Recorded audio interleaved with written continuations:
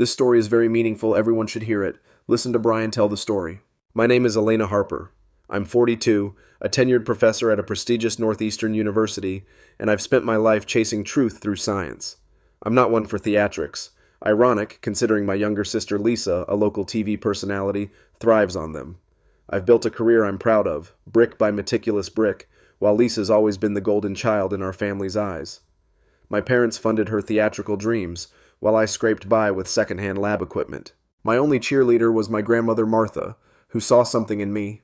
My parents never did. 2 years ago, I thought I'd finally found my own spotlight when David Sullivan, a charming colleague, proposed. But that night, at my engagement party, everything shattered. It was supposed to be my moment. The party hummed downstairs at my parents' sprawling Boston area home, a colonial relic dripping with old money and older expectations. The chandeliers cast a warm glow over the guests, colleagues from the university, distant cousins, and my parents' social circle, all sipping champagne and nibbling hors d'oeuvres. I'd slipped upstairs to find David. He'd been gone too long, and I told myself he was just on a work call, though a nagging unease had already started to coil in my gut. The hallway smelled of polished wood and nostalgia, the same scent that had clung to my teenage years when I'd hide up here with textbooks while Lisa twirled in the spotlight downstairs. My heels clicked softly on the hardwood as I approached my childhood bedroom, a space I'd once claimed as my own private fortress. My hand hovered over the doorknob, a strange weight settling in my chest, heavy and cold like a stone sinking into dark water. I heard muffled sounds, laughter, sharp and familiar, then a low murmur that sent a shiver down my spine. I pushed the door open, and there they were, David and Lisa, tangled together on the bed where I'd spent countless nights studying for my PhD, poring over equations until dawn streaked the sky. My stomach lurched, a wave of nausea crashing over me as cold sweat prickled my skin.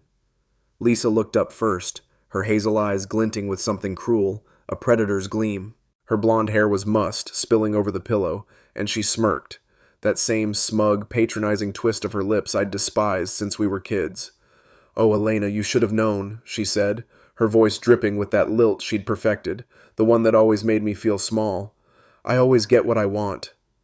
David jolted upright, his shirt unbuttoned to the chest, his dark hair disheveled, his face flushed with panic, and he scrambled off the bed, nearly tripping over the edge of the quilt. "Elena, wait. It's not what you think," he stammered, his hands outstretched as if he could pull me back from the edge of this nightmare. But it was exactly what I thought. The room spun, the walls closing in as my breath caught in my throat. I couldn't move, couldn't scream. My body felt like it was betraying me, rooted to the spot while my heart hammered against my ribs. Then Lisa laughed, a short, cutting sound that sliced through the haze like a knife through silk. She sat up, smoothing her dress with a casual flick of her wrist, the crimson fabric clinging to her curves as if this were just another scene in her endless performance, another spotlight she'd stolen without a second thought. "Don't be so dramatic, Elena," she said, rolling her eyes with that exaggerated flair she'd honed on camera. "You're always overthinking everything." Her words stung, each syllable a barb digging into the soft parts of me I'd spent years trying to shield. David took a step toward me, his shirt still gaping open, his dark eyes wide with a panic I'd never seen in him before. His voice softened into that false sincerity I'd once mistaken for love, a tone that used to melt my defenses. "Elena, let's talk about this, please," he said, reaching out as if he could pull me back into the lie we'd been living. But I was already backing away, my legs trembling beneath me, unsteady as a newborn foal, yet moving on instinct, driven by a primal need to escape. The hallway stretched endlessly before me as I stumbled out, the polished wood gleaming under the dim sconces, every step echoing with memories of my childhood, nights I'd hidden up here with textbooks while Lisa's laughter rang through the house, her voice always louder, brighter, better in my parents' eyes. My breath came in shallow gasps, the air thick with the scent of wax and old roses, a suffocating nostalgia that made my head spin. The sounds of the party below grew louder, a cruel contrast to the chaos in my head. Glasses clinking, voices chattering, the upbeat jazz my mother had insisted on playing to impress the guests. I gripped the banister, my knuckles whitening as the smooth wood bit into my palm, anchoring me as I fought the urge to collapse. Halfway down the stairs, my parents appeared like sentinels guarding their precious order, their figures framed against the glow of the chandelier below. My mother's hand shot out, her fingers wrapping around my wrist with a grip that was both desperate and commanding. her manicured nails pressing crescents into my skin. Her face was a mask of controlled panic, her blonde hair swept into a perfect updo, but her blue eyes betrayed her, wide, frantic, darting toward the crowd below as if they might overhear the unraveling of her carefully curated world. "Elena, sweetie, don't make a scene," she hissed, her voice low but sharp, slicing through the fog in my mind. "Think of Lisa's reputation." My father stepped closer, his broad shoulders squared in that gray suit he wore like armor, his jaw tight with the strain of maintaining appearances. "You know Richard's fidelity issues," he said, his tone measured but edged with urgency, his gray eyes flicking up the stairs as if Lisa might descend and confirm his worst fears. "There's a prenup. She could lose everything, Elena. Think of the family." The word landed like a punch, knocking the air from my lungs. Family. The same family that had poured thousands into Lisa's acting classes while I begged for a microscope. The same family that hung her glossy headshots in the foyer while my degrees sat forgotten in a box. My chest burned, a raw, jagged pain spreading as I stared at them, their faces so familiar yet so alien in that moment. They weren't pleading for me. They were shielding her, always her, their golden child whose every misstep they'd cushioned while I'd been left to fend for myself. I yanked my arm free, the sudden motion sending a jolt through my mother's frame, her gasp sharp in the quiet. I stumbled down the remaining steps, my heels wobbling on the polished wood, and burst into the living room. The chatter stopped cold, a dozen pairs of eyes swiveling toward me, my colleagues from the university, their expressions shifting from curiosity to concern, my parents' friends, their champagne flutes paused mid-sip, and a few unfamiliar faces, strangers Lisa had probably invited to pad the guest list. I must have looked unhinged, my face drained of color, my hands trembling at my sides, but I forced my voice to hold steady, cutting through the silence like a blade. "I'm sorry, but the engagement's off," I said, projecting the words to every corner of the room. "Please, enjoy the food and drinks." Gasps erupted, a wave of whispers crashing over the crowd like a tide. I turned toward the hall table, my fingers fumbling as I grabbed my keys, the metal cold against my clammy skin. David's voice broke through the din. "Elena, let me explain." His footsteps thudding down the stairs, clumsy and desperate. My mother's heels clicked after him, her voice rising in a frantic pitch. "Elena, come back. We can fix this," she called, her words tinged with a hysteria I'd never heard from her before. I didn't look back. Lisa stood in the doorway, her arms crossed, that triumphant smile still plastered across her face, her hazel eyes glinting with victory as she watched me unravel. I pushed past her, the brush of her perfume, something floral and cloying, making my stomach churn again, and I stumbled out into the crisp autumn night. The leaves crunched under my feet as I made for my car, the engine roaring to life as I peeled out, the golden blur of foliage streaking past my windshield like a fading dream. I drove in a daze, the road unfolding before me as my mind replayed the scene on a relentless loop. Lisa's smirk, David's outstretched hands, my parents' pleading faces. My hands gripped the steering wheel so tight my knuckles ached, and when I finally pulled into my apartment's parking lot, my legs felt like jelly as I climbed the stairs. Inside, I sank onto the couch, the silence of the space pressing against me like a physical weight. My phone buzzed on the coffee table, texts from my mother, voicemails from my father, a flood of guilt trips and excuses. "Lisa's marriage is at stake," my mother wrote, her words glowing accusingly on the screen. "Don't do this to her, Elena. We need you to stay quiet." My father's voicemail was sterner, his voice clipped. "You're tearing this family apart over something that can be resolved. Think bigger than yourself." I deleted them all, my thumb trembling as I blocked their numbers, the act both terrifying and liberating. David's messages followed. "I was drunk, Elena. It didn't mean anything. Please, let's talk." Each one a lie I could see through now. I blocked him too, the silence settling over me like a blanket, heavy but warm. Then I saw his things. David's rare journals stacked on my bookshelf, his ties draped over a chair, the cologne bottle on the counter that used to make me feel close to him. My chest tightened, a sob catching in my throat as I stood and began packing. I moved mechanically, folding his shirts, stacking his books, each item a piece of the life I'd thought we'd build together. My hands shook as I taped the boxes shut, tears blurring my vision, but there was a strange relief in it too, a shedding of something I'd outgrown. I rented a storage unit that night, hauling the boxes there in the dark, the cold air biting at my cheeks as I dropped them off. I texted him the address and code, then blocked him everywhere, Phone, email, social media, every thread that tied us together severed with a tap of my finger. Back home, I poured a glass of Pinot Noir, the ruby liquid trembling in the glass as I held it, and sank onto the couch. I deleted my parents' contacts next, each name vanishing from my phone a small victory, a weight lifting until I could breathe again. The next morning, I threw myself into work. My lab at the university became my sanctuary, the hum of machines and the scratch of pens, a rhythm I could lose myself in. My research team, Dr. Claire Nguyen, a biochemist with a razor-sharp mind, and Tom Harris, a grad student whose dry wit kept us sane, noticed the shift in me. I was sharper, my focus laser-like, but my silences grew longer, heavier. "You okay, boss?" Tom asked one afternoon, peering over his laptop as we ran simulations. His brown eyes were soft with concern, a rare break from his usual sarcasm. I nodded, forcing a smile. "Just deep in the data," I said, and he shrugged, letting it go. Claire wasn't so easily brushed off. She cornered me in the break room, her dark hair pulled back in a tight ponytail, her gaze piercing as she stirred her coffee.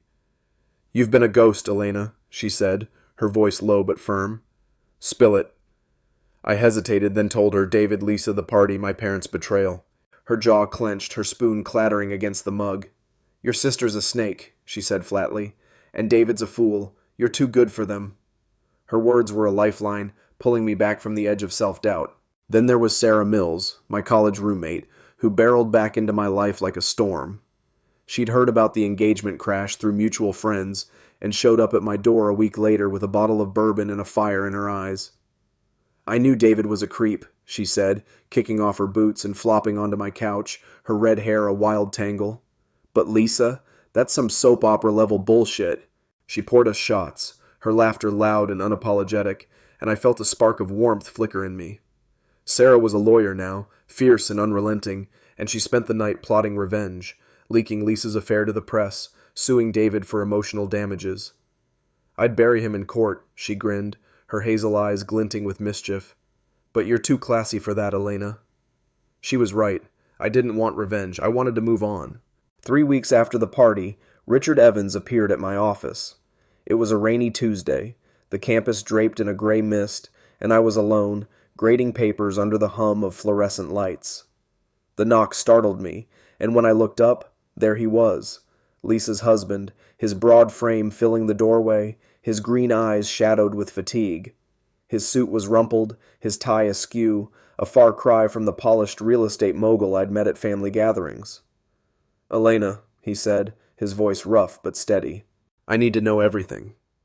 My pen froze mid-sentence, my heart thudding as I studied him.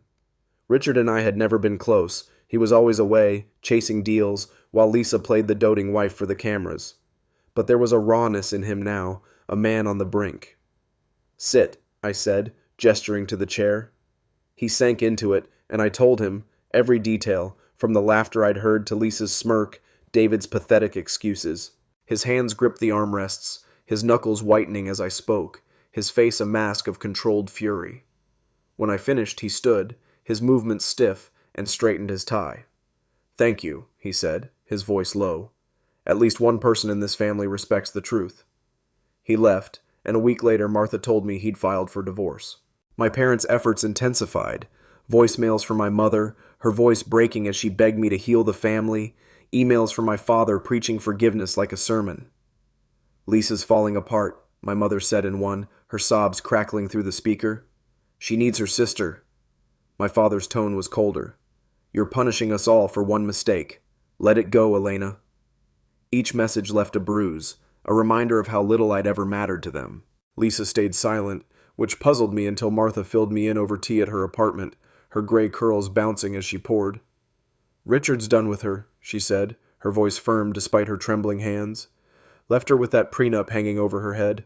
She's back with your parents, licking her wounds." Martha's eyes were fierce as she handed me the cup, the scent of chamomile grounding me. "You're stronger than they'll ever know," she said. "I've always seen it." I hugged her, her frail frame warm against me, and felt a flicker of pride ignite. Then there was Jake Parker, a colleague from the physics department, who'd been at the party. He stopped by my office one morning, his lanky frame leaning against the door, his glasses slipping down his nose as he shifted uncomfortably. The gray light of a rainy day filtered through the window, casting shadows across the stacks of papers on my desk. "I saw David come downstairs that night," he said, his voice hesitant, low, like he wasn't sure he should be saying it at all. Shirt half buttoned, looking like a deer in headlights. I figured something was up. Jake had always been quiet, a bit awkward, the kind of guy who'd rather tinker with equations than make small talk.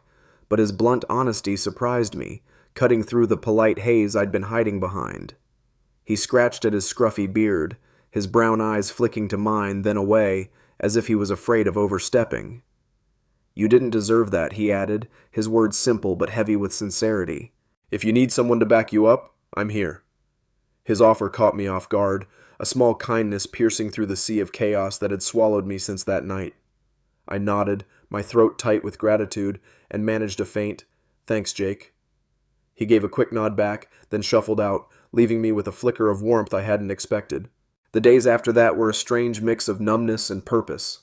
I buried myself in the lab, the sterile scent of chemicals and the hum of equipment a balm against the raw edges of my mind. My team, Claire Nguyen and Tom Harris, kept me grounded, their presence a quiet anchor as I pushed our molecular biology project forward. Claire's sharp eyes missed nothing. She'd taken to hovering near me during breaks, her coffee mug a constant prop as she probed with questions I dodged with half smiles. "You're running on fumes, Elena," she said one afternoon, leaning against the counter as the centrifuge whirred behind us. Her voice was firm, but her gaze softened with worry. "Whatever it is, you don't have to carry it alone." I shrugged, stirring my tea, the steam curling up like a ghost. "I'm fine," I lied, and she raised an eyebrow but didn't push. Tom, meanwhile, kept things light, cracking jokes about protein folding that made me laugh despite myself. "If we crack this, boss," he said, grinning over his laptop, "you're naming the paper after me, right?" His levity was a lifeline, pulling me back from the abyss I teetered on. Sarah Mills stayed close too, her fiery energy a stark contrast to the lab's calm. She'd taken to texting me daily, memes, bourbon recommendations, threats to hunt David down and make him regret it. One evening she showed up unannounced, banging on my door with a pizza box and a wild grin. "Emergency intervention," she declared, shoving past me into the apartment. Her red hair was a mess, her leather jacket slung over one shoulder, and she dropped the pizza on the counter like it was evidence in a trial. "You're not wallowing tonight, Harper. We're eating grease and plotting Lisa's downfall. Hypothetically, of course." I couldn't help but smile, her chaos a welcome distraction. We sat on the couch, the TV flickering with some mindless reality show, and she ranted about Lisa's audacity. "She's always been a leech," Sarah said, tearing into a slice. "Remember sophomore year? She borrowed your chem notes and took credit for your project?" I nodded, the memory stinging fresh. Lisa's smug grin as our professor praised her, my silence as I let it slide. "She hasn't changed," I muttered, and Sarah's eyes gleamed. "Then let's make sure she regrets it this time." My parents' messages kept coming, a relentless drip of guilt and manipulation. My mother's voicemails were tearful, her voice breaking as she begged me to think of Lisa's future. "She's fragile right now, Elena," she said in one, the static crackling with her sobs. "Richard's pulling away and she needs her sister." My father's emails were sterner, his words clipped and authoritative. "You're letting pride destroy this family," he wrote. "We raised you better than this." Each one hit like a stone, bruising the parts of me that still craved their approval, but I deleted them, my hands steadier with every swipe. Lisa stayed silent, a void that gnawed at me until Martha filled it in. She'd invited me over for tea, her apartment a cozy haven of worn furniture and lavender-scented air. "Richard's gone," she said, pouring chamomile into chipped cups, her gray curls trembling with her hands. "Left her high and dry with that prenup looming. She's back with your parents, sulking like a spoiled child." Her eyes met mine, fierce and proud. "You're free of them, Elena. Don't let them drag you back." I hugged her, her frail frame warm against me, and felt a spark of resolve ignite. Then there was Nina Torres, a journalist friend of Sarah's who'd heard whispers about the engagement crash. She called me one afternoon, her voice bright and insistent over the phone. "Elena, it's Nina, Sarah's pal from the Herald. I've got sources saying Lisa's spinning this to save face, claiming you overreacted to a misunderstanding. Want to set the record straight?" I froze, my heart thudding as I gripped the receiver. Nina was a whirlwind, short, sharp, with a reputation for digging up dirt, and the idea of going public sent a jolt of fear through me. "I don't know," I said, my voice wavering. "I just want it to go away." She paused, then softened. "Fair enough. But if she pushes this narrative, I've got your back. Sarah says you're the real deal." I thanked her, hanging up with a mix of dread and gratitude, the thought of Lisa twisting the story lingering like a bad taste. Richard's visit came a month after the party, on a dreary Wednesday when the rain lashed the campus windows. I was in my office, buried in grant proposals, when he knocked, his broad frame filling the doorway, his suit wrinkled and his green eyes hollow. "Elena," he said, his voice rough, like gravel underfoot, "I need the truth." I gestured to the chair, my pulse racing as he sat, his hands clasped tight. Richard had always been a ghost in Lisa's life, away on business, closing deals while she played the perfect wife.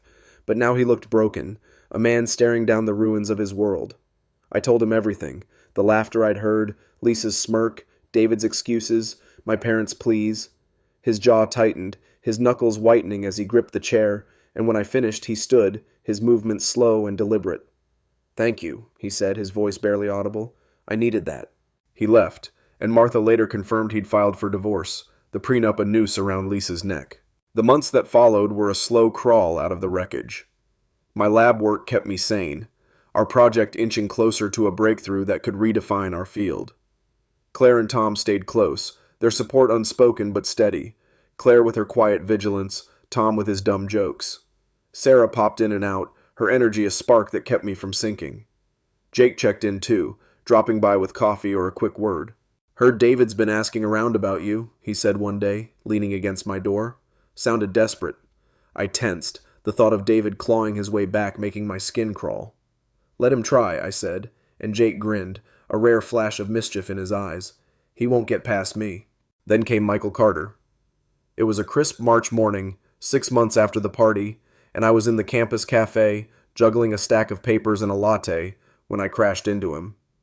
Coffee splashed across his white shirt, soaking through to his chest, and I braced for annoyance, my apologies tumbling out. Instead, he laughed, a deep, warm sound that stopped me cold. "Well, this is one hell of a way to meet," he said, dabbing at the stain with a napkin, his hazel eyes crinkling with amusement. Michael was 45, an architect with a focus on research facilities, and we'd been emailing about a collaboration, his designs complementing my science in ways I'd never considered. His messages had always been thoughtful, a quiet respect woven through them that David had never bothered with. Now, standing there with coffee dripping down his shirt, he grinned. "Let me buy you a new one," he offered, nodding at my empty cup. I hesitated. David's betrayal had left me wary, a reflex I couldn't shake, but Michael's ease felt different, unguarded. "Just coffee," I said, my voice firmer than I felt. He nodded and we sat, the first thread of something new weaving into the frayed fabric of my life. Lisa's shadow lingered, though. Nina called again a week later, her voice crackling with excitement. "She's pitching a sob story to the local news," she said. "Claims you've abandoned her in her time of need.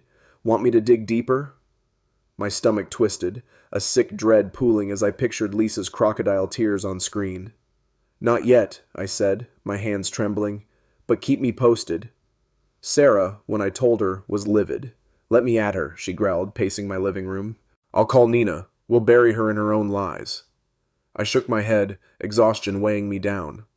"I just want to move on," I said, and she relented, but her eyes burned with a promise of retribution. Michael became a steady presence, a quiet constant in the shifting sands of my life. Our coffee chats turned into long discussions over blueprints and data sets, his architect's mind weaving seamlessly with my scientist's precision. One evening, we sat in my office, takeout containers scattered across my desk, the campus quad glowing under a twilight sky beyond the window. I told him about the party, Lisa's smirk, David's betrayal, my parents' pleas cutting deeper than any knife. My voice trembled as I spoke, the words spilling out like a dam breaking, and I braced for pity or awkward platitudes. Instead, Michael set his chopsticks down, his hazel eyes steady on mine, and squeezed my hand. His touch was warm, grounding, a silent promise that I wasn't alone. "You're stronger than they know," he said, his voice soft but sure, and for the first time I let myself believe it might be true. That belief grew with every moment we shared, late-night calls about lab designs, walks across campus where his laughter chased away the ghosts of my past. Nina Torres kept me on edge, though. She called again a week later, her voice buzzing with urgency over the phone. "Lisa's spinning it hard," she said, the clatter of a newsroom faint in the background. "She's on some local talk show, crying about how you've abandoned her in her darkest hour. Claims David was a mistake she regrets, and you're punishing her for it." My stomach twisted, a sick dread coiling as I pictured Lisa's crocodile tears, her perfect makeup artfully smudged for the cameras. "She's lying," I said, my hands clenching the edge of my desk. Nina's tone sharpened. "I know. I've got a source saying she's been cozying up to some new guy, Tom something. Want me to dig?" I hesitated, the thought of Lisa rewriting our story gnawing at me, but I shook my head, forgetting she couldn't see. "Not yet," I said. "Just keep me posted." Sarah, when I told her, was a wildfire of fury. "She's playing the victim?" she snarled, pacing my living room, her red hair flying. "Let me call Nina, we'll shred her on air." I sank onto the couch, exhaustion pulling at me. "I just want it to stop," I murmured, and she softened, sitting beside me. "It will," she said. "We'll make sure of it." Months rolled by, and Michael and I grew closer, our collaboration blooming into something deeper. He asked me to meet his family one weekend, and I froze, the word family, a loaded gun in my mind after everything. But his mother, Linda, welcomed me with a hug that smelled of cinnamon and home, her graying hair tucked into a loose bun as she showed me Michael's childhood sketches, awkward, lopsided buildings he'd drawn with crayons. "He's been raving about your brilliance," she said, pulling me aside in their cozy kitchen, her brown eyes warm. "We're so proud to know you." It wasn't comparison or jealousy, just acceptance, a balm on wounds I'd carried too long. His father, Greg, a retired engineer with a booming laugh, clapped me on the shoulder. "You two are a hell of a team," he said, and I smiled, a real one, feeling the pieces of me start to fit again. Then came the job offer, a prestigious position at a university near Michael's, a chance to lead a cutting-edge lab. I told him over dinner at his place, my hands fidgeting with the fork as I laid out the details. Research funding, a team of my own, a leap forward in my career. His face lit up, his grin wide and unguarded. "That's incredible," he said, leaning across the table. "Tell me everything. What's the focus? The timeline?" No pressure about us, just pure excitement for me, and it hit me how different he was from David, whose support had always come with strings. I hadn't accepted yet. David's betrayal still whispered cautions in my ear, but Michael's steady presence made me think I could choose this for myself, not just for him. A year after the party, everything shifted again. I was in Michael's kitchen, chopping vegetables for a quiet dinner, the radio humming softly in the background. He turned from the fridge, and instead of the butter I'd asked for, he held a small box, his grin nervous but bright. "You know how we've talked about merging lab design and research?" he said, his voice light but trembling at the edges. "Well, I've been thinking about merging our lives too. What do you think?" He opened the box, a simple, elegant ring, nothing like David's gaudy showpiece, and my breath caught, tears pricking my eyes. "I know your work's your world," he added, stepping closer. "There's a desk lamp to match, for your late-night breakthroughs." I laughed through the blur, a shaky yes tumbling out as he slid the ring onto my finger. We kissed, the taste of salt and joy mingling, and I felt a lightness I hadn't known was possible. His parents threw us a small engagement party, just close friends and family at their lakefront home. Linda fussed over every detail, checking in with me constantly. "Is this okay, Elena? Too much?" And Michael offered to scrap it entirely when I hesitated, his hand on mine. "We can elope if it's easier," he said, and I shook my head, determined not to let my past steal this. But then, the day before the wedding, an email from my mother landed like a bomb. "We've invited Lisa," she wrote, her words stark on the screen. "She's your only sister, Elena. Family should be together for this." My heart raced, a cold sweat breaking out as I read it again, the words blurring. Lisa, pregnant now, with Tom, the man Nina had mentioned, crashing my wedding? I called Michael, my voice shaking as I paced my office. "Whatever you want, I'm with you," he said before I could finish, his calm cutting through my panic. "It's our day, not theirs." I hung up, my resolve hardening, and drafted a reply, my fingers steady on the keys. I was clear. Lisa's not welcome. If you can't respect that, you're not either. My parents didn't back down. My mother called, sobbing about unity. "She's pregnant, Elena. She needs us." and my father emailed a lecture on forgiveness, even rallying cousins to plead their case. But Michael's family rallied too. Linda promised security at the venue, her voice firm over the phone. "Only invited guests get in," she said. "I'll handle it." Greg's brother James, a burly ex-cop with a no-nonsense grin, volunteered to guard the gate. "No one's crashing my little brother's wedding," he said, cracking his knuckles. My team stepped up too. Claire and Tom offered to form a human shield, their loyalty fierce. "We've got your back, boss," Tom said, and Claire nodded, her eyes blazing. Even Jake promised to keep an eye out, his quiet, "I'll be there," a steady reassurance. The wedding day dawned crisp and clear, the lake shimmering under a November sun. I stood in the bridal suite, adjusting my veil, my hands trembling with nerves and hope. Linda rushed in, her face pale. "I'm so sorry, Elena," she said, wringing her hands. "Your parents brought her through the service entrance. Your mother made a scene about excluding a pregnant woman." My stomach dropped, a sick lurch as I peeked out. There she was, Lisa, in a garish red dress that screamed for attention, her belly round and defiant, sitting front row with that smug grin I'd hated since childhood. My parents flanked her, their faces a mix of defiance and guilt. James was moving toward them, his jaw tight, but Michael caught my eye first, his hand finding mine. "What do you want?" he asked, his voice a lifeline. "They can go, or we delay. I'm with you." I took a deep breath, my bracelet, crafted by Claire and Tom, catching the light, a reminder of who I'd become. "No," I said, my voice firm. "We're getting married, they stay, but they don't own this." Dr. Anderson, my department chair, walked me down the aisle, his steady arm a rock as I stepped forward. Michael waited at the altar, his eyes warm and unwavering, and the world narrowed to just us. We said our vows, his promise to support my science, even if it means turning our house into a lab, drawing laughter from the crowd, mine to be his partner in all things, my voice catching with the weight of it. Then, at the reception, Lisa stood, glass in hand, her voice syrupy as she played the martyr. "I've always protected my big sister," she said, her eyes glinting, "saved her from mistakes, like David." Michael's hand tightened on mine under the table, Claire and Tom tensed, ready to leap, and Linda started to rise, but I stood, my glass raised, my voice cutting through hers like a scalpel. "I'm a scientist," I said, loud and clear, the room falling silent. "I live by facts. Here's one. 3 years ago, my married sister slept with my fiancé. My parents cared more about her image than my heart. They begged me to stay quiet then, and they snuck her in here today. But this is about real family. My team, who lift me up, Michael's family, who welcomed me, Martha, who saw me when no one else did." Lisa's smile faltered, her hand dropping to her belly. Tom, her new husband, a stocky man with a nervous tic, stood, his face red. "Is that why you dodged the paternity test?" he shouted, storming out. Lisa chased after him, her heels clacking, my parents trailing with my mother's wails echoing. The door slammed, and Martha raised her glass, her voice trembling but strong. "To Elena and Michael, to truth, love, and the family we choose." The night turned joyful, my team's surprise dance a burst of light in the dark. A year later I stood in my new lab, a marvel Michael designed, funded by the university, my hand resting on my swollen belly.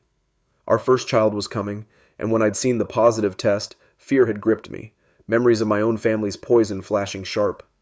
Michael wrapped me in his arms, his voice steady. "This kid's got the best mom, a scientist who loves without limits," he said, and I let the fear fade.